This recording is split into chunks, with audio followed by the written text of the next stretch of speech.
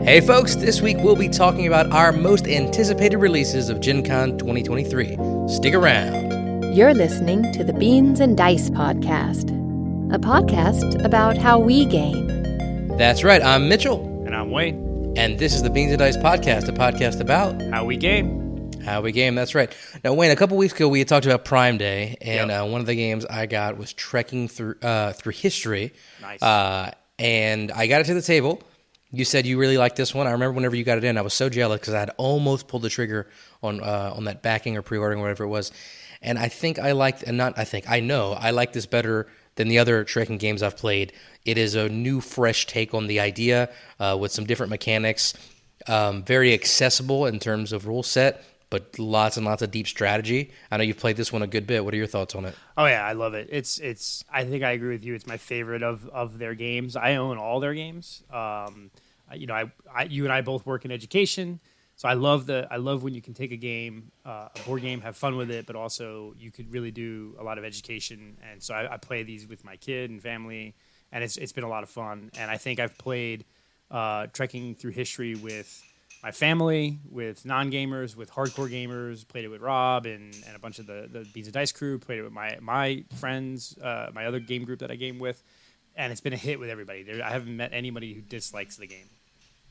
Yeah, and I think I have a soft spot for the theme just because I was a history major in college, and so kind of seeing all these different cards, the art style is really cool, and there's just these unique events through history that aren't always spotlighted in history classes, I'm trying to think of some of the random things, but it's like, smelt iron with the African tribes, however many thousands of years ago, like just cool little niche things. It's one of the few games where the theme for me adds. I know I'm not in the majority with that. The theme usually doesn't do anything for me, but for this one, I feel like the theme and the mechanics go hand in hand really, really well, where you're trying to get your cards chronologically because it makes sense. If you're traveling through history, you're going to spend, I guess, too much energy if you're going out of order, right? But also you're trying to hit famous people and famous places and famous events and try to match up those things on your itinerary with those the little circular pieces.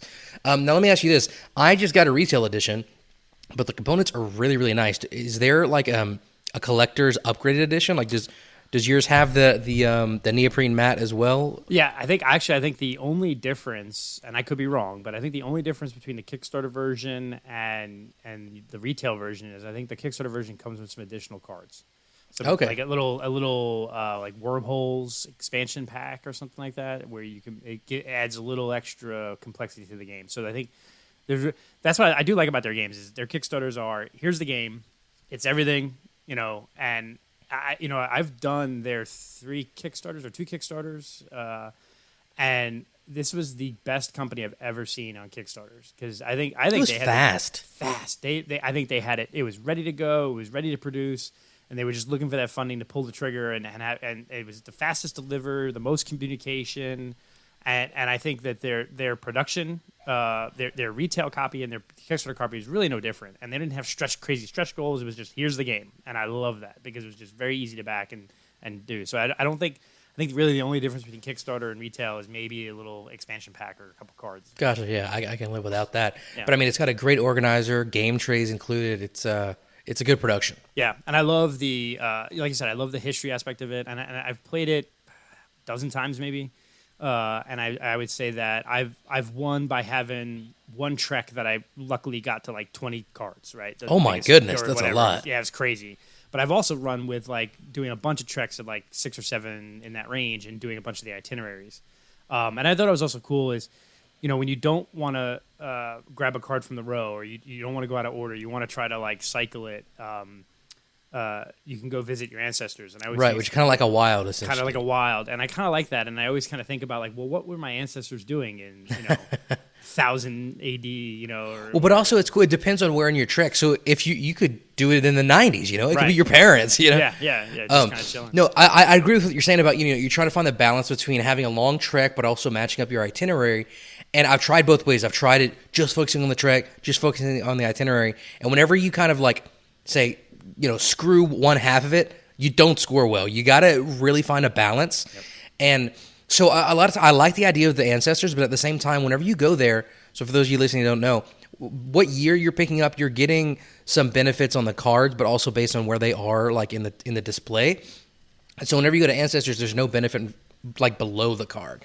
So I try to avoid that, and I think that's the point. Otherwise the Ancestors would be OP. But certain times they really come in clutch, and there's these breaks. So it's almost like a set collection for how many years you visit chronologically. And so, if it's 1, it's negative points. It's 2 is 0 points. The first couple are only like worth 1 or 2 extra points per card. And then there's a break where it's like 7 points and 9 points. And you have to find where those breaks are and figure out where is it more beneficial to say, okay, I'm going to end this trek and start a new one. It's almost like you have to like min-max. It's incredibly thinky for a game that I can literally teach you in a minute. It's awesome. Yeah. I love that. Yeah, I always try to break a trek off right before we go to a new day, and I want to get back to a period of time that's 35,000 BCE. Yeah, like you want to go as far back as possible so you can work your way back forward. So it's really good. I think the only critique I would give is I've played this game at 2, 3, and 4 players, and I would say it plays differently because at 2 players, the cards that are in the tableau to pick for the years, they don't cycle as much, right? Right. Whereas at 4 players, sometimes it can cycle too much. And so it plays differently. At 4 players, the 2 or 3 cards out there that you may want for your time period, probably not going to be there by the time it comes around to you because you got 3 other people that are pulling cards. Yeah, I've played at 2 and 3 players, and that's happened a lot where it's like, oh, I'm at 35,000 BC. The next card is 1990. It's like, well, I'm kind of screwed now. Yeah. All of these are in the 1900s, so I have to jump 35,000 years. Yeah. I think at 2 players, at 4 there's enough cycle, or there's almost too much cycle, but that's fine too. I don't mind it. You just have to realize it's going to play a little different between 2 and 4 players as far as how quickly those cards cycle. I would almost do something like Dune, where they added that nuke option, where it wipes the card deck. I'm surprised they haven't done. It doesn't have something like that. Yeah, something like Computer Scramble, where you could reset thematic, the row yeah. or something. Yeah, throw them back in and whatever. But but in general though, I don't. That's real. I mean, that's a very mild critique. You just have, because a lot of games play very differently at 2, 3, and 4 players. Yeah, and really it's all the same. It's just how quickly those cards cycle is different. So yeah, cool. What about you? What'd you play? So I'm going to keep on the trekking route. This week I played. This is not sponsored by the trekking series, by the way. I think it's Underdog Games. I think maybe something like that. I think that's correct. Yep. I played Trekking the World, and what was interesting is I played it earlier this week on BGA with Nick and a few other Beans and Dice crew people, and I did okay. And then I played it physical copy. I played it at 2 players with my son, and then 3 players with my son and wife. And man, I missed some things on BGA. Like I played this game a year or so ago, and I just definitely had forgot.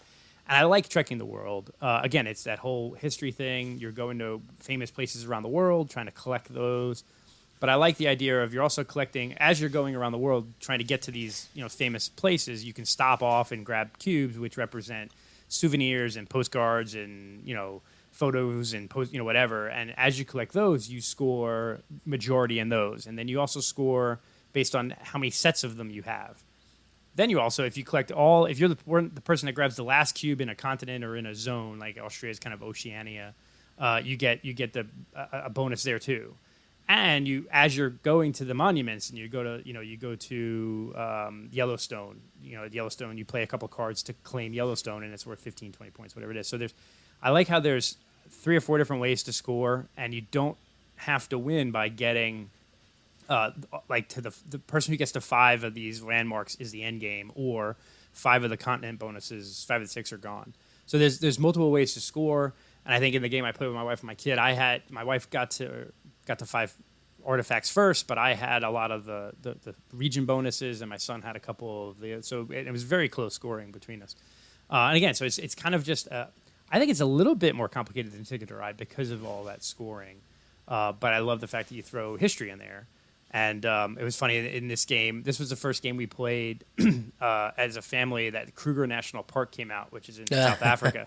And so as soon as that came out, there was like a race between the 3 of us on who's gonna claim Kruger National Park. Nice. That's so the thing for me, this game didn't quite hit off for me, and I'm not sure why, but I think part of it is similarly to Trekking Through History. It's a very simple rule set. You can learn it quickly and easily. It's accessible, but there's, at least in my place, there's a good bit of take that for such an accessible game. Like, I just need this one cube right here to get what I need, and like you scooped it up before me kind of thing. And you could be planning so long and needing that, and it messes up your last several turns. In Trekking Through History, you could take the card I want, yeah, but like maybe I have to start a new trick. Big whoop, I can keep doing what I'm doing. I think that might have been what I didn't enjoy about it, but maybe it was just the people I was playing with. I think I've only played on BGA. Maybe I need to try it on the table to get it for sure. On the table it's definitely a little bit different because you get a feel for where things are a little better. I think on BGA where I lost it was I just kind of wasn't paying attention to the region scoring and the cubes as much. And when you're playing in the game, I think there's a way to block, a little bit in that game. Is if I want to get to a place first, I can move my guy to like right before it. Right, and then they can't. You can't. Yeah. Then they have to go around me. And are you going to really spend all those cards to go around me? And I think it also, again, similar to trekking, it depends on the order of the cards. Like if you're flipping up cards and there's three of the four cards that are out are in South America, then yeah, that's going to cause a log jam. But if it's luck, I kind of make sure it's really well shuffled, so that as the four things that are out are in four different areas of the world, and then people are running around, not really running on top of each other.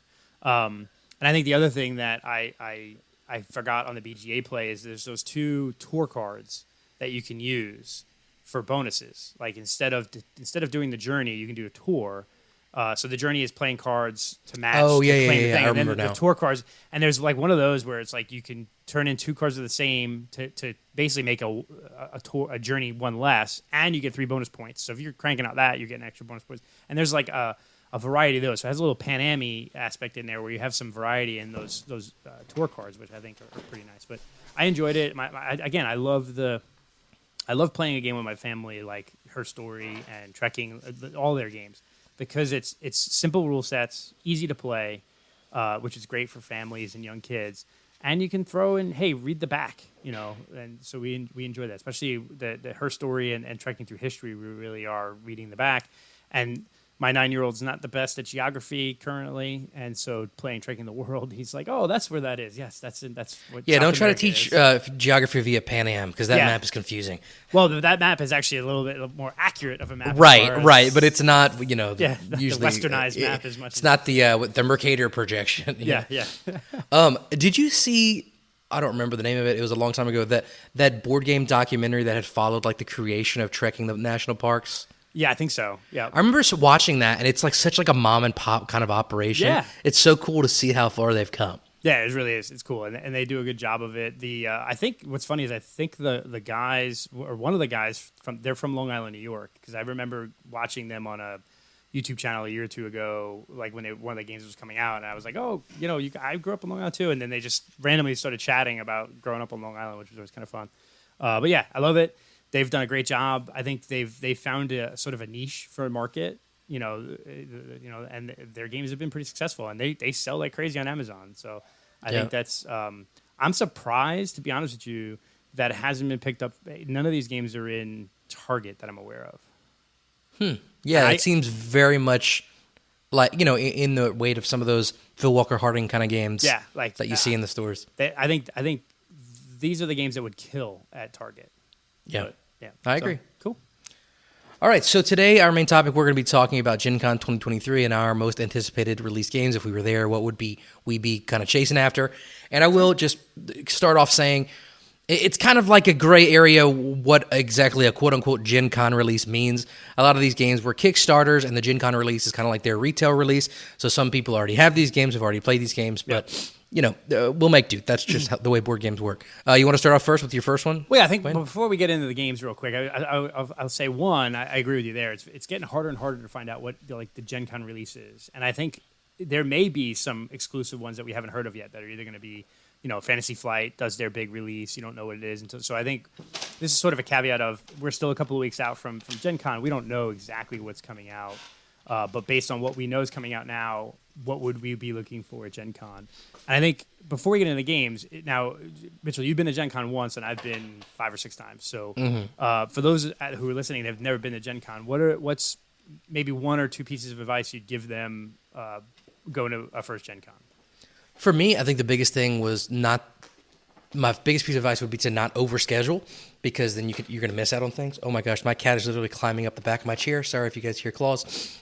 My daughter put one cat outside, and now the kitten is going crazy. Sorry. Anyway, so whenever I went to Gen Con, I didn't know what to expect. I only scheduled a couple of events, and I was very, very happy because if I'm sitting around waiting for an event to start, then I'm missing out on a different event. So Gen Con had this great app, and what I would do is like, as soon as I finish one game, if I didn't have something else lined up, I would just pull up the app and say, oh, this free game is starting in 5 minutes. I buy my ticket on the app and walk right over. As opposed to, I see it a lot in the Dice Tower East Facebook group. People are trying to like schedule out their whole day. And, you can't predict exactly how long a game is going to last. So if this game finishes 45 minutes early and you have another one scheduled, in an hour, and, what if you can't find a game that you're sure is going to be done in an hour to get to the next game? And it's like, it just kind of boxes you into a corner. So I think being flexible is my biggest tip for bigger cons. Yeah.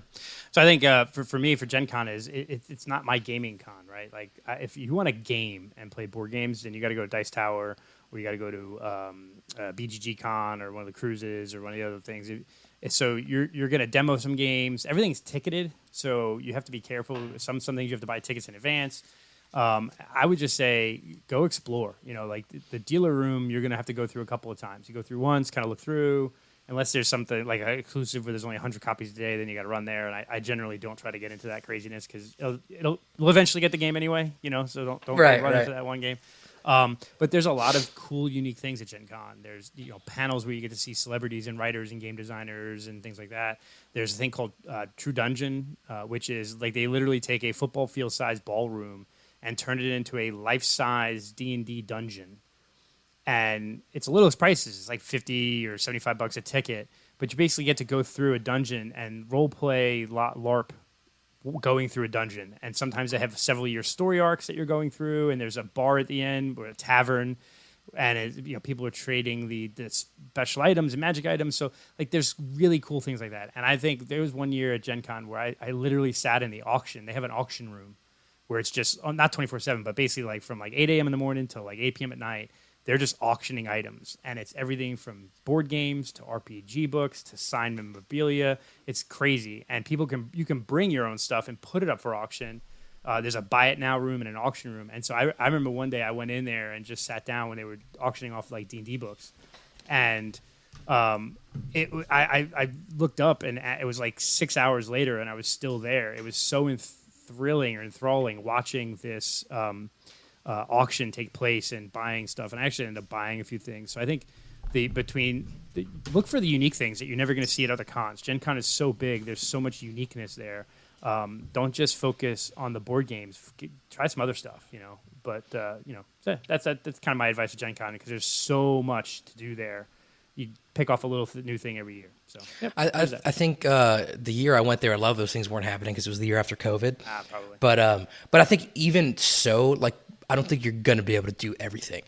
Like you said, even the exhibitor hall, that first day, I didn't get in right whenever it opened because I was in the middle of a game. But by the time I got in there, I couldn't finish like truly looking around it before it closed again. Like there's so much going on. Another big thing is the first exposure playtest hall, the new games that are getting to playtest games from established companies, not just your random friend who's throwing together a prototype. That was pretty cool as well. Yeah, I like that. And Gen Con, Dragon Con, I will go through the dealer rooms like 3 times. I'll go day it opens. I'll just kind of run through, see things, then think about it overnight. Second time I'll go in, so I end up going through those big dealer rooms 2 or 3 times during the con. Maybe an hour and a half each day to run through them. But because there's just so much to see, and you always like that third time through. I'm like, man, I haven't seen this before. That's kind of cool because some booths are overwhelmed one day and then empty the next. So that's the big thing. So anyway, and it's also cool. Yeah. So speaking of the exhibitor hall, go for it. Yeah. Some of the booths it's run by these big companies, and it's not designers, but I know what I was trying to do is at each of the booths, if they had a demo, I wanted to play it. I wanted to play all the demos in the exhibitor hall, and they weren't all new games. But so I sat down. They were teaching Chai. Actually, I never played before. And he's like, hi, I'm the designer. It's like you're sitting down being taught the game by the designer. And then a card will come and be like, hey, by the way, I don't know if you realize, but this is Rodney Smith that we made this card after. This card, see that guy right there? He's my dad. That he was the inspiration for this card art. Nice. It's like you would never get that kind of experience anywhere else. And that kind of inside look into it. So yeah, that was fun as well. Yeah, cool. All right, so talking about games, I'll say I went through the list, and I don't know if it's just a lot of companies haven't posted their games yet or there's going to be a lot of surprises, but I was not super impressed with the games. Like there's Yeah, not I this agree. like insane amount of games. And I've heard the same thing. I've listened to 3 or 4 other podcasts that they kind of did their Gen Con previews, which is where I got the idea to do this. And basically everyone's saying the same thing. Hey, there's a lot of cool games coming out, but it's not like that wow list.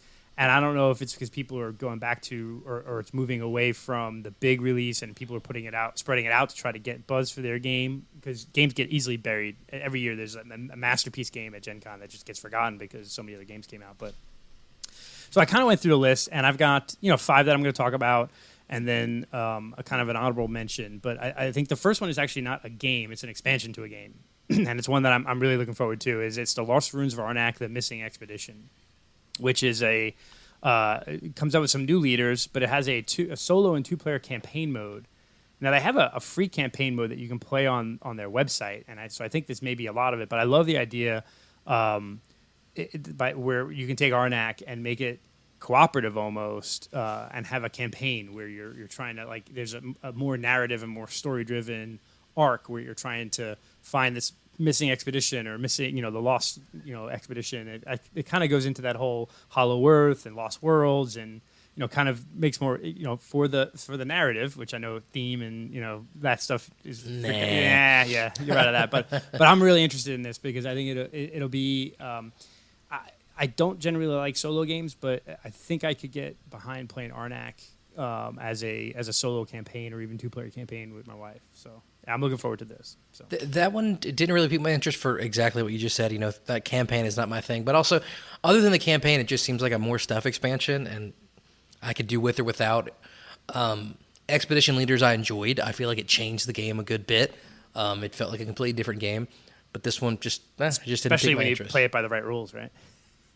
Wait, did I play it with the wrong one? No. So Rob and Carlos played Expedition Leaders, and they didn't play it by the rules. It suggested, hey, you need to play it this way, and they didn't. What did they do? I remember hearing the There's- story vaguely, but I don't there's remember the something details. that where it's like you should use this side of the board versus that side of the board, or you and because you end up like being able to go up the track to the top without issue, and so they're like, oh, we didn't necessarily like it. I'm like, but you didn't also play by the way the rulebook said to. So we'll see. Gotcha. Yeah, but no, I like it. I like Arnak, and what's funny is I still like Dune more than Arnak, but I'm getting more into I think it's easier for me to get Arnak to the table because that is true. because of the theme. Unless you're a fan of Dune or unless you understand the Dune universe, kind of people shy away from like if I explain both games, I say they're both amazing. This. The non-Dune person is going to go, I like to try Arnak because it's more like Indiana Jones, right? So it's a little bit easier for me to get to the table with my game groups than Dune. So yep. So that's my first one. So my first one is Redwood. This is one actually my buddy Jeremy backed, and he's supposed to be getting it in the mail soonish, I believe. So this is another one that it's like, is it really a Gen Con release? But it's basically about wildlife photography, which sounds really boring. But, man, the artwork is really beautiful. The components seem nice. And the mechanics seem kind of cool. So you have like these... it's really hard. It looks like these acrylic overlays that you put underneath your mini. And it's like the frame of the camera, like the scope of what they can see. That it just looks really unique and interesting. It's, if you go back to Wild Serengeti, we love to talk about Get that giraffe out of the river. Exactly. So Wild Serengeti is similar. It's you're on safari and you're trying to make a nature documentary. So it's kind of that same idea, but it's photography and it's not specifically safari. It looks like you're in different biomes, but it's the mechanics really that are intriguing to me. I really want to know how that kind of frame of shot works. It looks like there's different shapes and sizes. I guess that's the different lenses of your camera. So I thought that was a unique implementation of a real life Cool limitation to a camera, essentially. Yeah, I like it. All right, so my number 4, and these really aren't in any kind of order. And what I did, I don't know how you did, is I basically just pulled up the BGG list of everything coming out at Gen Con, and I kind of just highlighted or saved all the ones that kind of just intrigued me. So I have no idea if this is going to be a good game or not, but I've seen this one. Yeah. So this is Mission Control Critical Orbit. And so it's a 2 to 4 player, 20-minute game. And I've seen it played at Origins. There was a couple of live plays of it at Origins from the Board Game Rundown folks and from the Full 42. And it's an asymmetric cooperative game. It's roll and write, real-time rescue adventure.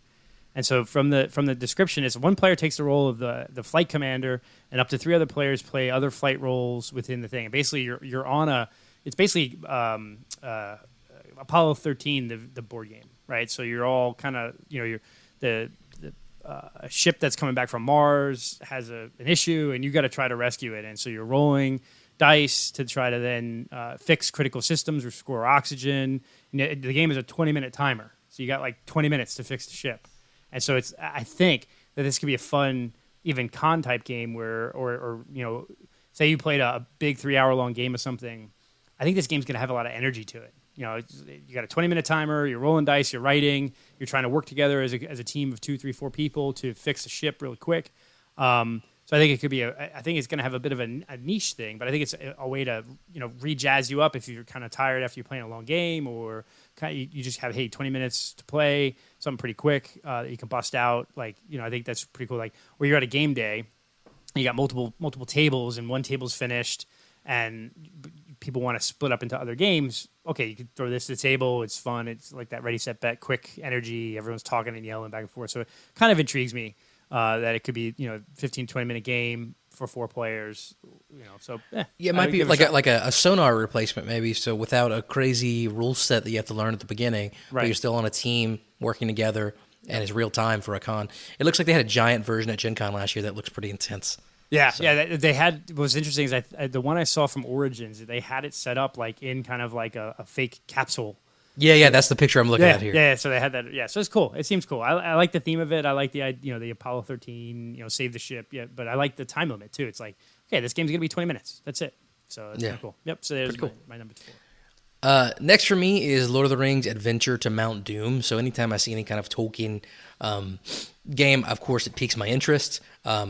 There's been a lot of resurgence of Lord of the Rings and Middle-earth media. Of course, we have Rings of Power and the new games and the magic and all that. And I think that had to do with that acquisition or something from the estate I read about in the news a while back. Yeah, the Tolkien estate got sold to like the Incisor Group or in whatever. Right. The bigger group that owns Asmodee now.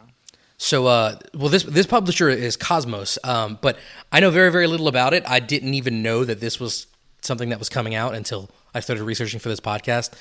So I read a little bit about it, but I'm intrigued just because it's Middle-earth. I'm a big Lord of the Rings fanboy. Don't know a ton about it, but something I want to know more about. Nice. Have you heard anything about this one? I haven't. I purposely didn't pull up this one because when I saw it, I was like, "Oh, well, Mitchell's this is gonna be on his so I'm not even gonna touch it. It's all for him. I'm not gonna do it." But yeah, I mean, I like it. I want to get into some of the Lord. I mean, I have yet to play the Lord of the Rings card game. The new one that the folks loved at Dice Tower. And then Journeys in Middle-earth. I actually have a severe lacking of playing Lord of the Rings based games. So so it says it's a cooperative dice rolling game. You're rolling dice, and based on the color of the dice, it looks like that's which of the Fellowship members can move. So it seems cool. You're basically obviously trying to get the ring destroyed. It looks like of course every other Lord of the Rings game, but looks like mechanically different from stuff we've seen in the past. So looking forward to it. Very cool. All right, so my number 3 is heading back to the well. I think is Matt Leacock heading back to the Forbidden realm of games. This time it's Forbidden Jungle. So you've got Forbidden Island, Forbidden Desert.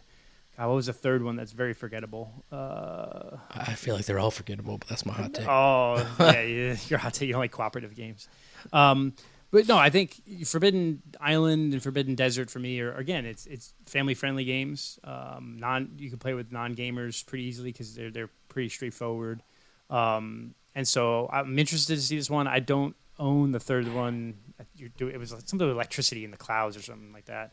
I'm not even gonna bother looking it up because it's so forgettable. But definitely not the best of the series. So I'm looking at, and I mostly picked this one because I'm intrigued because it's been a while, right? It's been 3, 4 years or 5 years, I think, since that third one came out.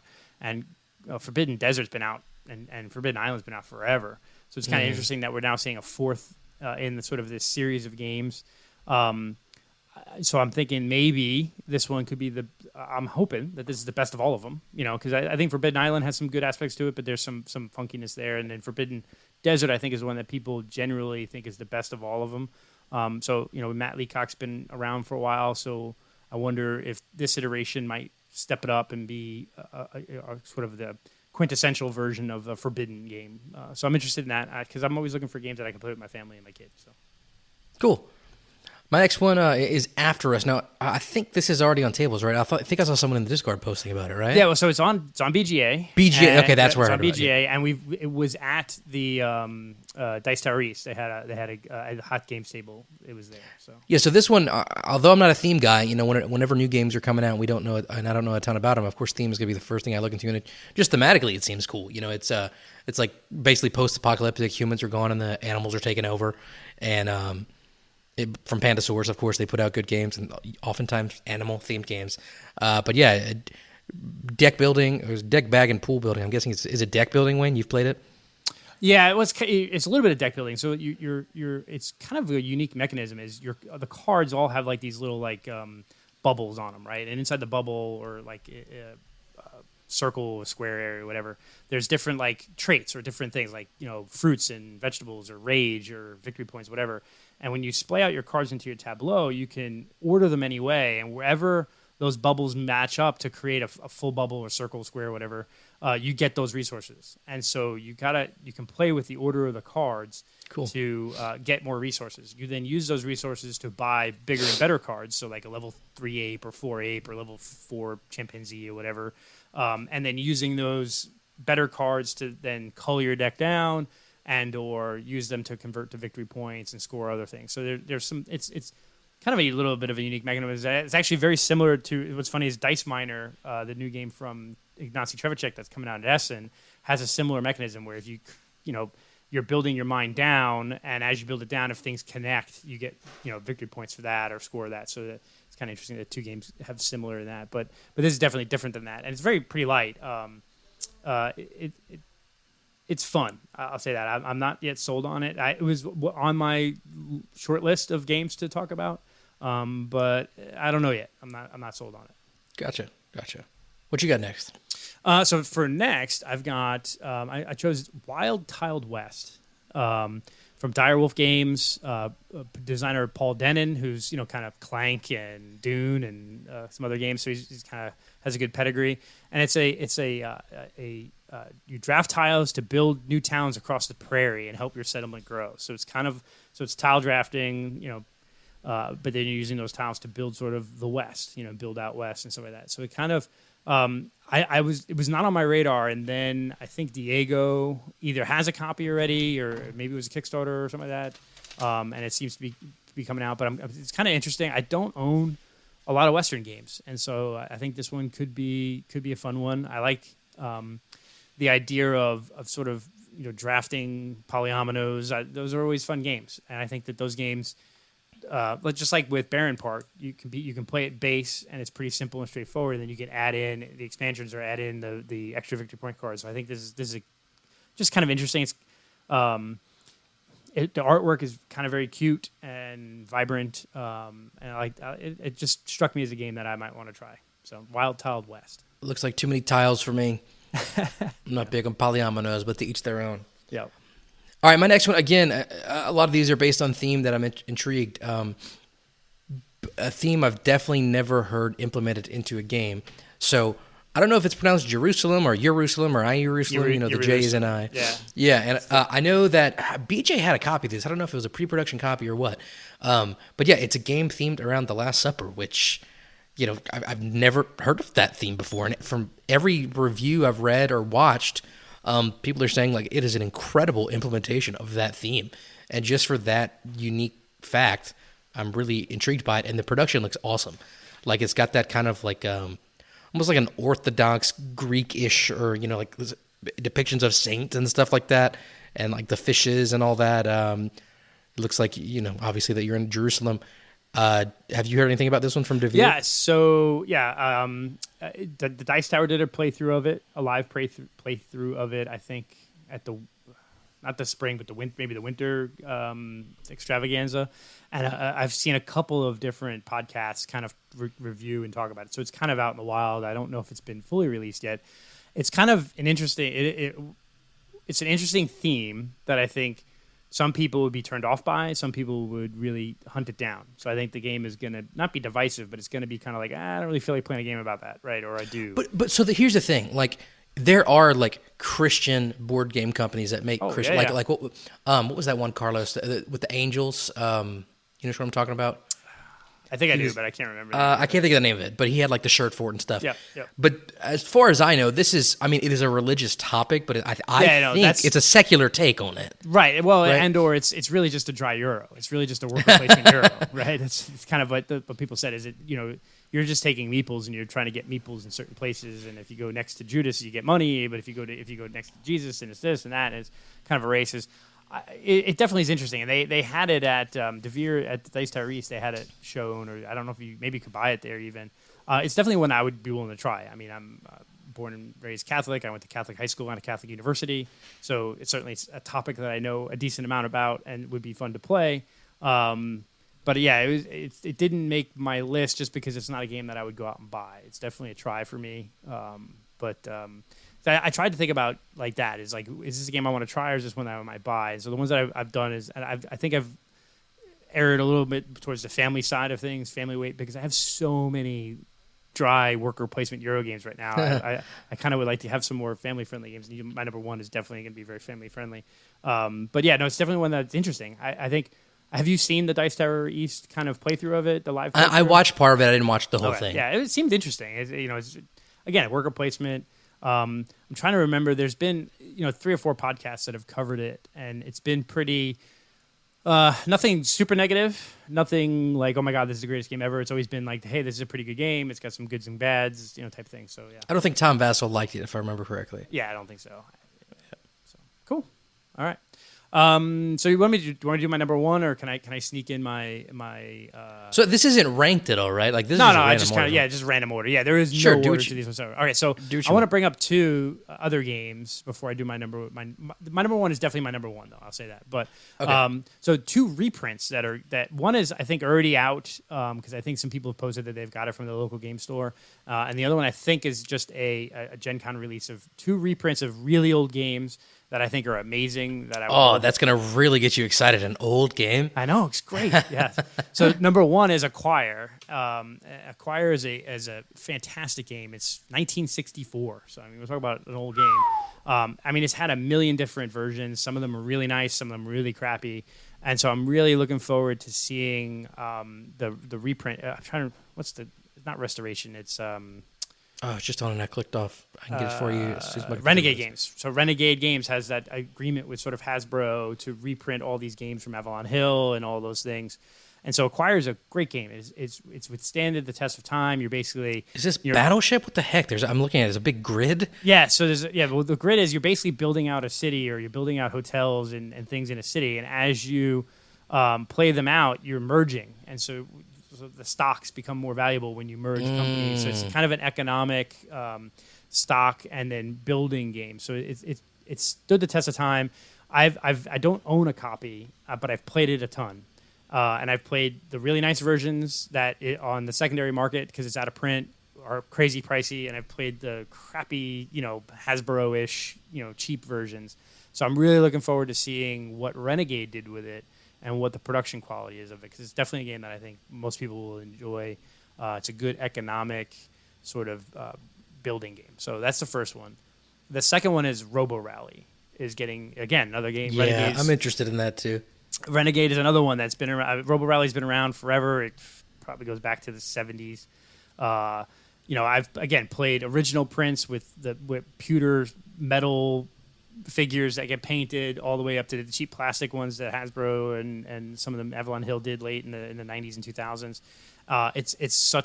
It can be a game that is love or hate. Richard Garfield, Magic the Gathering. This is him before Magic the Gathering even. You're basically robots in a factory, and you're programming the robots. So you have to pre-program 6 to 8 moves. Move forward, turn, move back, whatever, and you're trying to get through this factory that has lasers or conveyor belts. And so if you move onto the conveyor belt, then the conveyor belt moves you, it screws up your whole order, right? So it's kind of like a computer programming with some bugs in the system. What's even worse is your robots fire at each other. So, and you can have special abilities. So like you can program your whole thing. And if I screw up my program and I run into you, I bump you off and I bump you onto a conveyor belt that then moves you 2 steps away, and then you go off the end of the board. You die, right? And you have to start back over. So it's this game.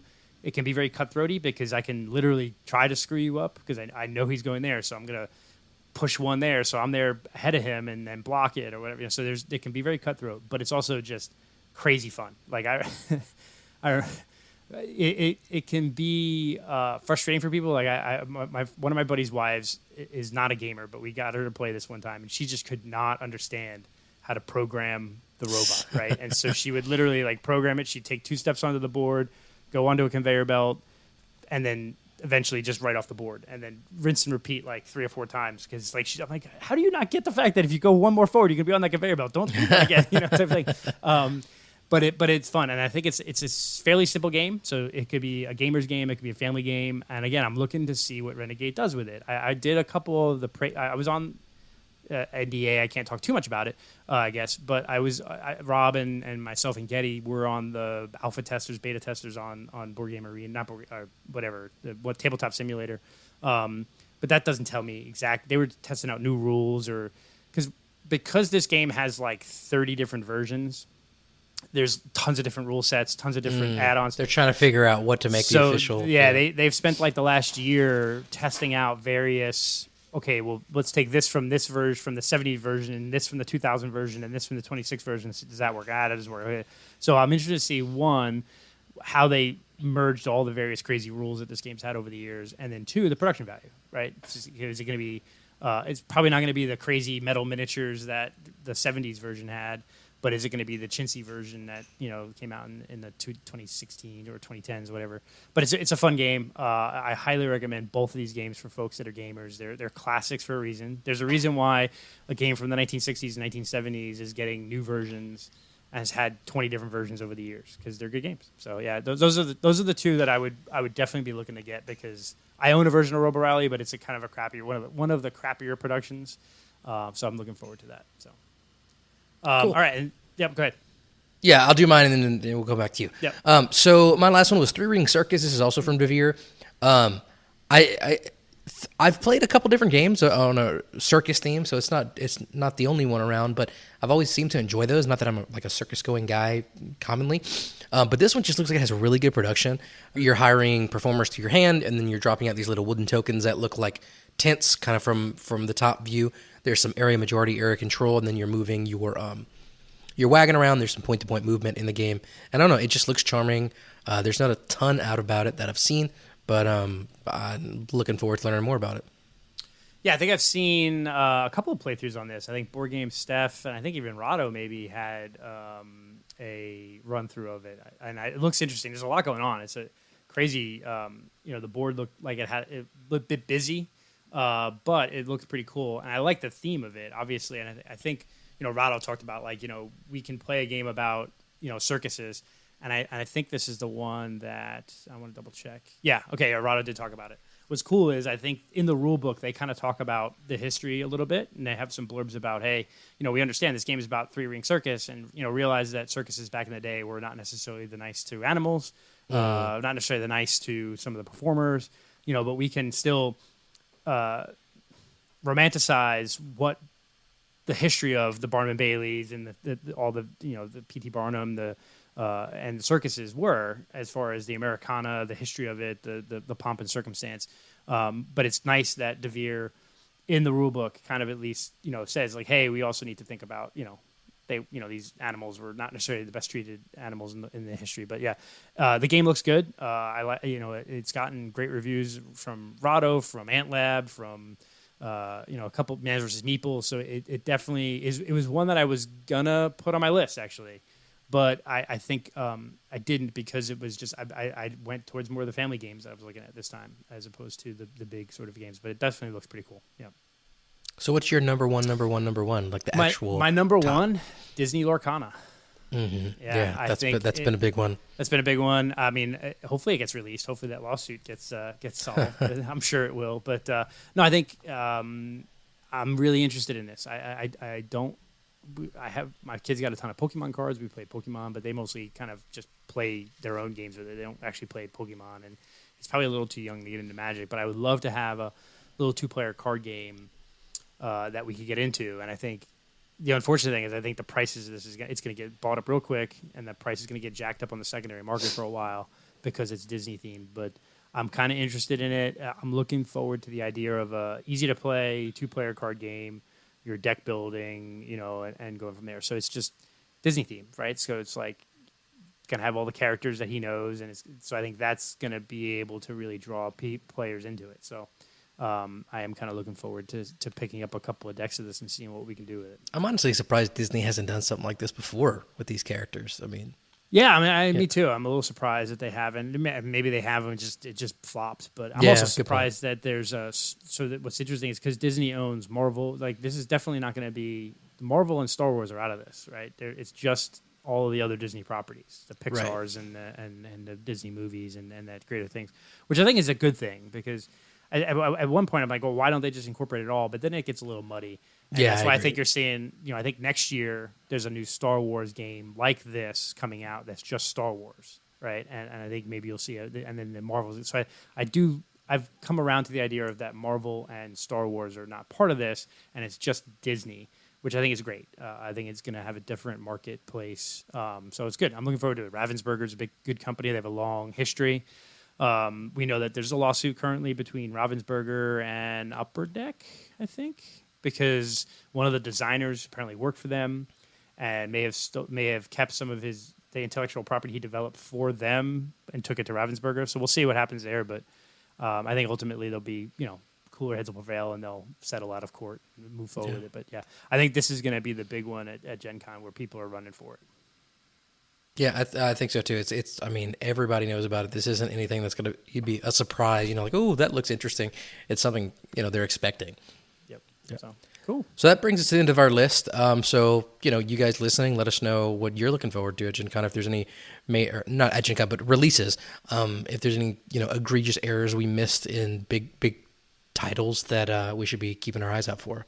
Yeah, and I want to plug. Let's do that. We have a Discord channel. You guys can join. I'm getting the link to our Discord on the YouTube channel. So first and foremost, this show is a spin-off of the main show, which is the Thursday night live call-in show from 9 to 11 p.m. Eastern Standard Time every Thursday. Carlos and Rob and the crew are online taking your calls. Talk about how you game, what games you're talking about. So that's the first and foremost. Make sure you check that out. Make sure you like the YouTube channel. But then you could join our Discord, and there's a whole channel for the podcast where we love to hear the feedback. I love when people tell me I'm wrong or tell me... Especially about Ticket to Ride. Yeah, exactly. It's all good. But no, I do. I really love... I think that's amazing, and it's really kind of cool. I love getting comments about the show because that people are listening. I mean, I love just chatting with Mitchell here, and we love talking. But we love hearing your feedback and what games we missed, what games we missed on or missed talking about. So definitely join our Discord, talk about the conversation. If you are listening to this via a podcast service, please give us a rating. Share with people that are into board games because we're always looking for new voices to call into the show or to speak on the Discord.